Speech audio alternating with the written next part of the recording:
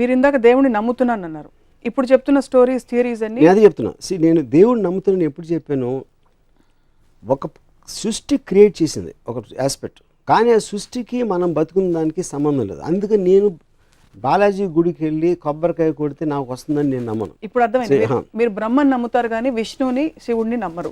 ఎందుకంటే బ్రహ్మ సృష్టికర్త, ఓకే, బ్రహ్మ అని పేరు పెడితే ఓకే. యా, విష్ణువుని శివుడిని నమ్మరు. అంటే ఒక ప్రిజర్వర్, ఒక డిస్ట్రాయర్ లాంటి ఒక రెండు మైథలాజికల్ క్యారెక్టర్స్. ఇప్పుడు అదే మైథలాజికల్ క్యారెక్టర్స్ అనేది కరెక్ట్ వర్డ్. అది ఎలిమెంట్స్. ఇప్పుడు నాకు స్వామి అయ్యప్ప ఉంది. ఇప్పుడు విష్ణువు ఒక దేవత రూపంలో వెళ్ళి వాళ్ళు ఆ మర్దన చేస్తూ ఉంటే తనని చూసి మోజుపడి శివుడు had sex with her. That is Ayyappa story what I heard, you know. So అంతకన్నా రిడిక్యులస్ ఎలిమెంట్ అని దాన్ని చూసి, అంటే ఇప్పుడు మీరు ఏదైనా చూడండి దేవుడి స్టోరీస్, మీరు డీప్గా వెళ్తే మీరు అసలు ఆశ్చర్యం వేసేస్తుంది. అసలు అలాంటి స్టోరీ అంటే వాళ్ళకి తెలుసా తెలియనా అది ఇగ్నోర్ చేస్తారా. ఇప్పుడు బాలాజీ స్టోరీ ఉంది. ఓకే, బాలాజీ వచ్చే ముందు ఇంకొక చిన్న ఎగ్జాంపుల్ చెప్తాను. నేను ఒక ట్విట్టర్లో ఒక ట్వీట్ పెట్టాను గణపతి టైంలో.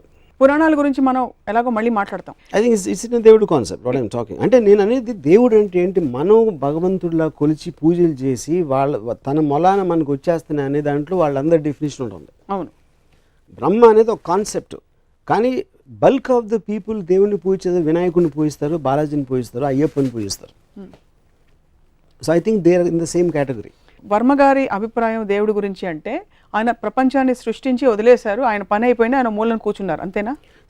మనం అంటే ఇప్పుడు చీమలు ఉన్నాయి, దోమలు కూడా ఉన్నాయి, గొంగుళిపూర్లు ఉన్నాయి, బొద్దింకలు ఉన్నాయి. బొద్దింకలు ఎందుకు క్రియేట్ చేశారు? మనకి జలుబిచ్చే వైరస్ని ఎందుకు క్రియేట్ చేశాడు? మనిషిని క్రియేట్ చేసాడు, ఓకే, మనకు బాగానే ఉంటుంది కాబట్టి మనకు బాగానే ఉంది. బట్ అన్నిటినీ కూడా ఆ సృష్టి క్రియేట్ చేసింది. మీరు సినిమా కానీ మనిషిగా నాకు బొద్దింకలు దోమలు ఉండటం నాకు ఇష్టం లేదు. కానీ సృష్టి క్రియేట్, ఎందుకంటే నాతో సంబంధం లేకుండా తన ఇష్టం వచ్చినట్టు రకరకాల జీవరాశిని సృష్టించి పడేసాడు దేవుడు. ఓకే, సో అప్పుడు ఆ దేవుడికి నన్ను ఒక్కడనే బాగా చూసుకో, మిగతా అందరినీ పక్కన పెట్టేసి మిగతా జీవరాశులు అందరూ నాకు ఎందుకు అని కొబ్బరిగా కొట్టేస్తే నా పని చూసుకో అనే మనస్తత్వాన్ని దాని గురించి మాట్లాడుతున్నాను. సో ఇది భక్తులతో మీకు ప్రాబ్లం, దేవుడితో కాదైతే మీకు 100% మీకు భక్తులతో ప్రాబ్లం. రెండోది, మీరు జీవరాశులు ఎందుకు జలుబిచ్చే వైరస్ని క్రియేట్ చేస్తారంటే మీరు సినిమా తీస్తారు, కేవలం ఒక పోలీస్ని పెడితే సైకో మీరు సినిమా తీయచ్చు, మీరు సీరియల్ కిల్లర్ మీరు సినిమా తీయచ్చు. పోలీసులకు పని ఇవ్వాలంటే సీరియల్ కిల్లర్స్ ఉండాలి. కరెక్ట్. అలా మీకు పని పెట్టాలంటే, మనకు పని పెట్టాలంటే దేవుడు అన్ని రకాల జీవరాశుల్ని పెట్టి ఒక it's a play of various characters. You are speaking for him. What his intention is I don't know. You are putting words into God's mouth. Yeah. So, but it again still my answer stands for it. Whatever his intention is, he created. ఏది స్పెషల్గా చూడాల్సింది దాని అవసరం దానికి లేదు, at least ఆ ఉద్దేశం లేదని చాలా క్లియర్గా తెలిసిపోతుంది.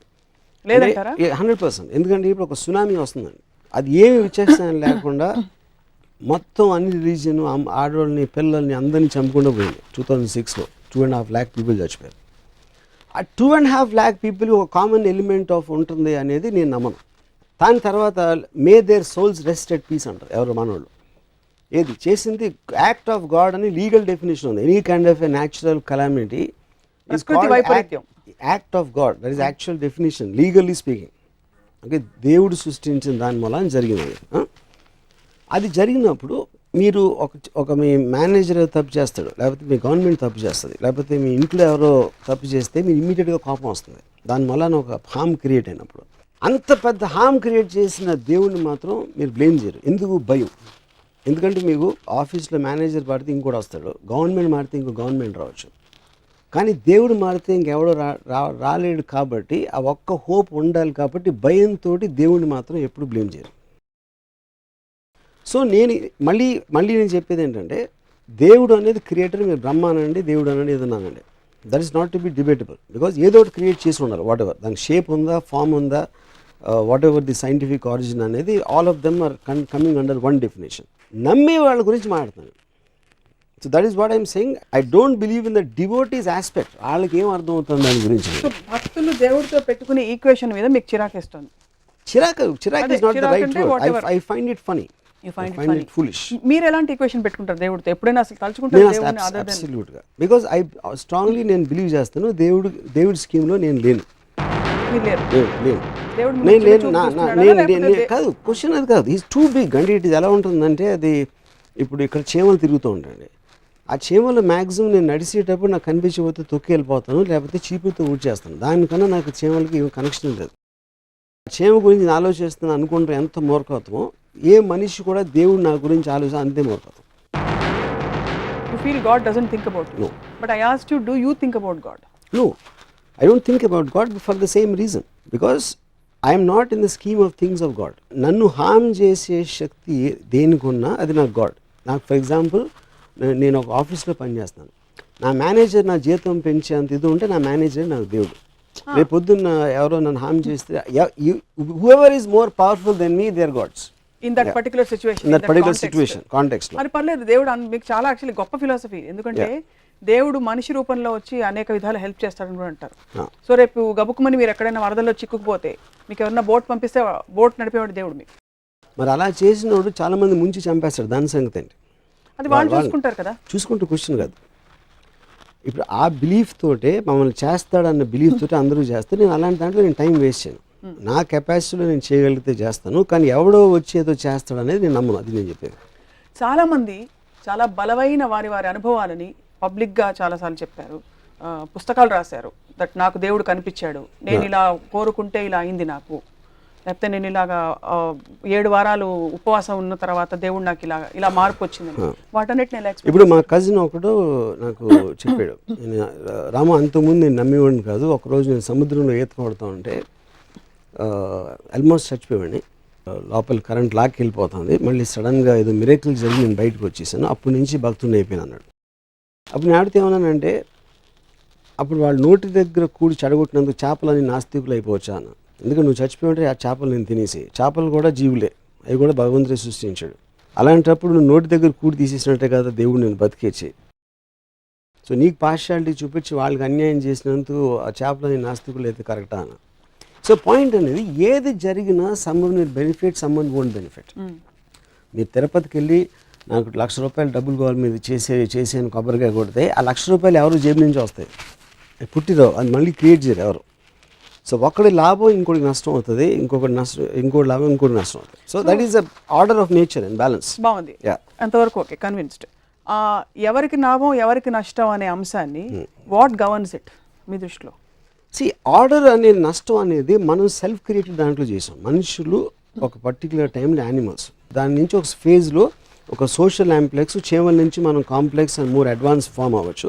ఒక సోషల్ ఆస్పెక్ట్లో రూల్స్ రెగ్యులేషన్స్ పెట్టుకుని సోషల్ వాల్యూస్, రిలీజియన్ ఇలాంటి ఆస్పెక్ట్స్ తోటి మనం నిర్ణయిస్తాం మంచి చెడు, కష్టం నష్టం అనే అదే complexity of society. That is not directly related to god. ఎందుకంటే జంతు జాతిలో బలంతో చంపుతాయి, దానికన్నా కాంప్లెక్స్ ఉండదు. కానీ ఇక్కడ మనకి వేరియస్ లాస్, కానీ లాస్ అంటే లీగల్ అంటలేదు, మనకు స్టిపులేషన్స్ ఉంటాయి, మనకు ఉన్న సోషల్ ప్రోగ్రామింగ్ ఉంటుంది, వాటన్నిటి మూలాల నుంచి మన ఆ ఆస్పెక్ట్ వస్తుంది. కానీ that is not directly related. ఆ సొసైటీ మనం ఫామ్ చేసాం కాబట్టి ఇప్పుడు ఇంత అడ్వాన్స్ అయ్యాం.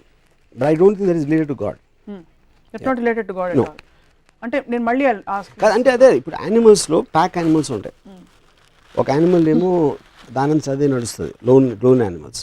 చీమలకు ఒక సొసైటీ ఉంటుంది, అలాగే తేనెటీగలకు ఉండొచ్చు, అలాగే మనుషులకు ఉండొచ్చు. రిలేటివ్గా మనుషులు చాలా అడ్వాన్స్ ఫామ్. కానీ అలాంటి ఎగ్జాంపుల్స్ అనేవి చాలా ఉన్నాయి, సోషల్ ఫార్మేషన్స్ ఆఫ్ క్రీచర్స్. ఆ ఆస్పెక్ట్లు చెప్తున్నాను. మళ్ళీ ఐల్ గో బ్యాక్. నాకు ఇంకా అర్థం కాలేదు ఒకటి, ఎవరికి న్యాయం జరగాలి ఎవరికి జరగకూడదు అనేది డిసైడ్ చేసేది న్యాయం అన్యాయం అనేది. అంటే దాని గురించి నేను చెప్పేది న్యాయం అన్యాయం అనేది. నేను ఎక్కడో కొట్టుకుపోతున్నాను, నేను చచ్చిపోతే చేపలకు తిండి అవుతుంది. ఇప్పుడు పులి జింక వెనకాల పరిగెడుతుంది, జింకను పట్టుకోగలిగితే తినేస్తుంది. అది ఉట్టి కేవలం కాదు, అది ఉట్టి కేవలం తన బలం. బలవంతుడు బలహీనుని చంపుతాడు అనేది natural order and Darwin's philosophy, the strong against the week. That's the whole point. ఎందుకు అలా చూస్తే మరి చాలా కెలామిటీస్ లో మనుషులు కూడా పోతున్నారు కదా. అప్పుడు కెలామిటీ అనేది బలం ఉంది, కెలామిటీ అనేది టైగరు, మనుషులు అనేది జింకలు కెలామిటీలో. సో ఇక్కడ coming back to this, so బలవంతుడు బలహీనుని చంపుతాడు అనేది నేచర్స్ లా.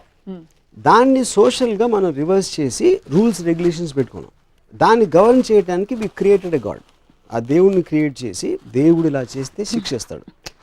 ఇప్పుడు ఎందుకంటే మనుషులు శిక్షించట్లేదు, ఐ మీన్ తప్పులు చేసిన మనుషులు, పాపాలు చేసిన మనుషులు కూడా మనకన్నా బెటర్గా ఉన్నారు అని మనం చూస్తూ ఉంటాం ఎప్పుడు. అవును. అప్పుడు ఏమంటారు, వాళ్ళు ఏం చేయలేరు కాబట్టి పైకి వెళ్ళాక దేవుడు శిక్షిస్తాడు. నువ్వు మంచి చేస్తే స్వర్గానికి వెళ్తావు, తప్పు చేస్తే నరకానికి వెళ్తావు అనేది కాన్సెప్ట్. సో ఈ గ్రూప్ కెలామిటీస్ లో ఇది వర్తిస్తుంది మీరు చెప్పింది. నేచర్స్ ఫ్యూరీ ఆర్ లేకపోతే ప్రకృతి వైపరీత్యం, It is దేవుడి శాపం is bigger than this 200,000 people. ఇది of course anything more powerful. It's not about nature's calamity. Correct. ఒకే కెలామిటీలో కొంతమంది పోతారు, కొంతమంది బతుకుతారు. అవును. అది ఎందుకు జరుగుతుందంటారు అయితే? అది నేను అడిగిన క్వశ్చన్. అప్పుడు ఆ డిస్క్రిమినేషన్ ఎందుకు చూపించడం అనేది నాకు క్లియర్ కట్గా తెలియకపోతే ఏ బేసిస్లో నేను ఆ సిస్టమ్ని నమ్మాలి? అదే నేను అడిగిన క్వశ్చన్. సో బేసికలీ వీళ్ళందరినీ ఈ కారణంతో నేను చంపేశాను, వీళ్ళందరినీ ఈ కారణంతో బతికిచ్చాను అన్నది క్లారిటీ ఉన్నప్పుడు it is a legal system. వీళ్ళు తప్పు చేస్తున్నారు కాబట్టి జైల్లో ఉన్నారు, వీళ్ళు తప్పు చేస్తున్నారు కాబట్టి ఉరిశిక్ష చేస్తున్నాం, మీరందరూ మంచిగా మిమ్మల్ని ఏం చేయట్లేదు అనే క్లారిటీ నాకు మామూలు మనిషి ఇచ్చినప్పుడు దేవుడు దానికన్నా ఎక్కువ ఇవ్వాలి. దేవుడు మనిషిని క్రియేట్ చేశాడు నాకు తెలియదు, కానీ మనిషి మాత్రం డెఫినెట్గా దేవుడిని క్రియేట్ చేశాడు. మనిషి ఎవరిని క్రియేట్ చేశాడు? బాలాజీని క్రియేట్ చేశాడు. పురుషులకైతే రంభ కౌగిళ్ళు ఉన్నాయి, ఆడవాళ్ళకి ఏముంటుంది? వాడు బ్యాడ్ స్క్రిప్ట్ రైటర్ అయితే ఆ గాడ్కి బ్యాడ్ స్టోరీ ఇచ్చాడు, గుడ్ స్క్రిప్ట్ రైటర్ అయితే బెటర్ బ్యాక్గ్రౌండ్ ఇచ్చాడు.